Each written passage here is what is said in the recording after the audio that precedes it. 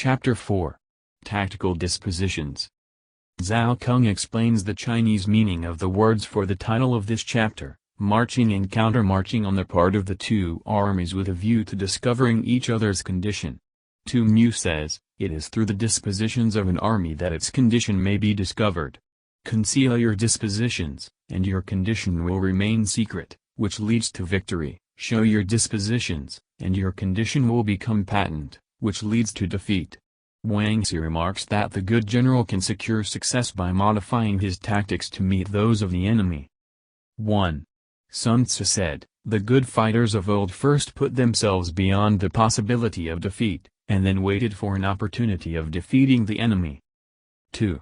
To secure ourselves against defeat lies in our own hands, but the opportunity of defeating the enemy is provided by the enemy himself. That is, of course, by a mistake on the enemy's part. 3. Thus the good fighter is able to secure himself against defeat. Chang Yu says this is done by concealing the disposition of his troops, covering up his tracks, and taking unremitting precautions, but cannot make certain of defeating the enemy. 4. Hence the saying, one may know how to conquer without being able to do it. 5. Security against defeat implies defensive tactics. Ability to defeat the enemy means taking the offensive. I retain the sense found in a similar passage in sections 1-3, in spite of the fact that the commentators are all against me. The meaning they give, he who cannot conquer takes the defensive, is plausible enough. 6. Standing on the defensive indicates insufficient strength, attacking, a superabundance of strength. 7. The general who is skilled in defense hides in the most secret recesses of the earth.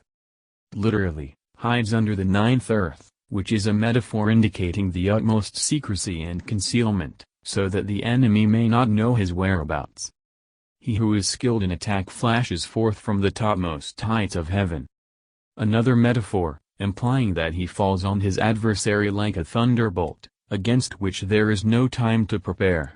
This is the opinion of most of the commentators.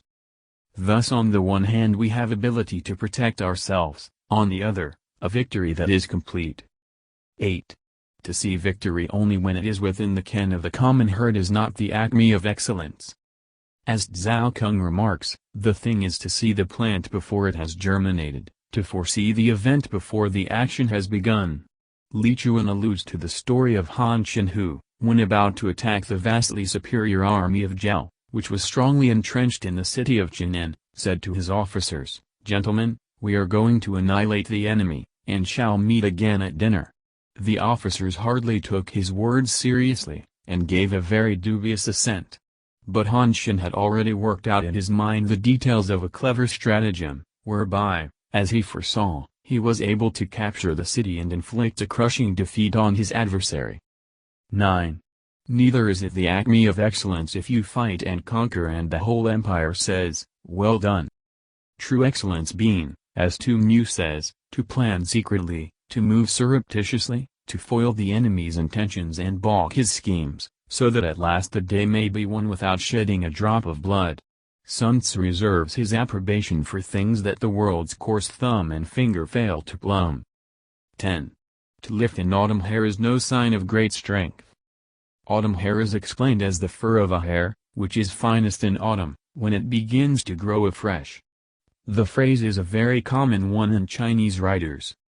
To see the sun and moon is no sign of sharp sight, to hear the noise of thunder is no sign of a quick ear.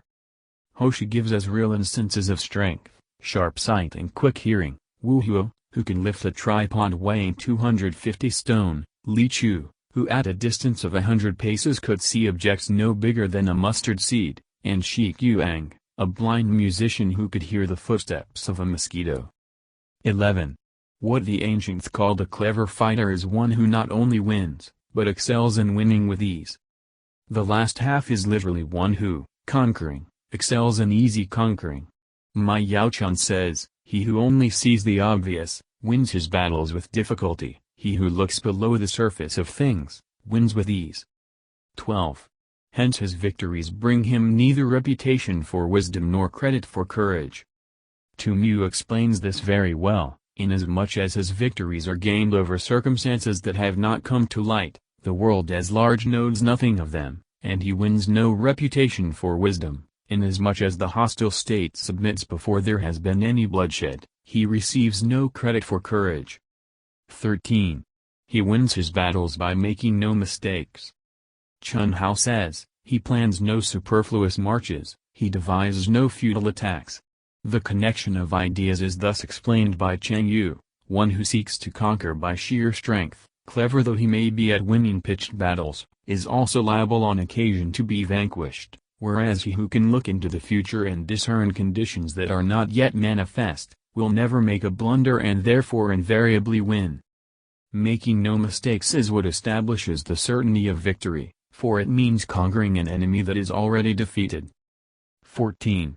Hence the skillful fighter puts himself into a position which makes defeat impossible, and does not miss the moment for defeating the enemy.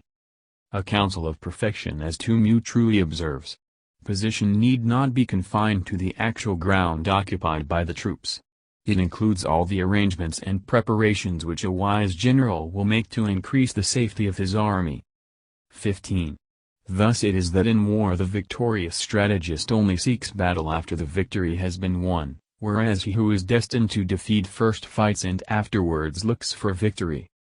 Hoshi thus expounds the paradox: in warfare, first lay plans which will ensure victory, and then lead your army to battle. If you will not begin with stratagem but rely on brute strength alone, victory will no longer be assured.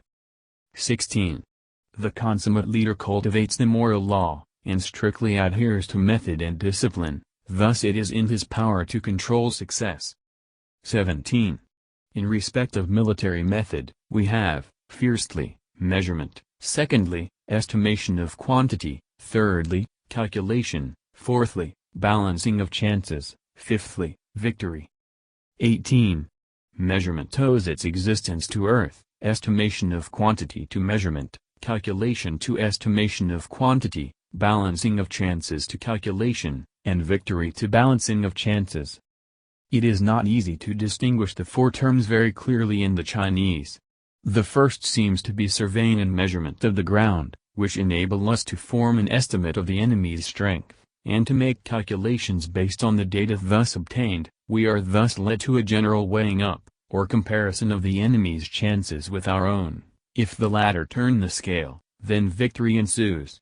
The chief difficulty lies in third term, which in the Chinese some commentators take as a calculation of numbers, thereby making it nearly synonymous with the second term.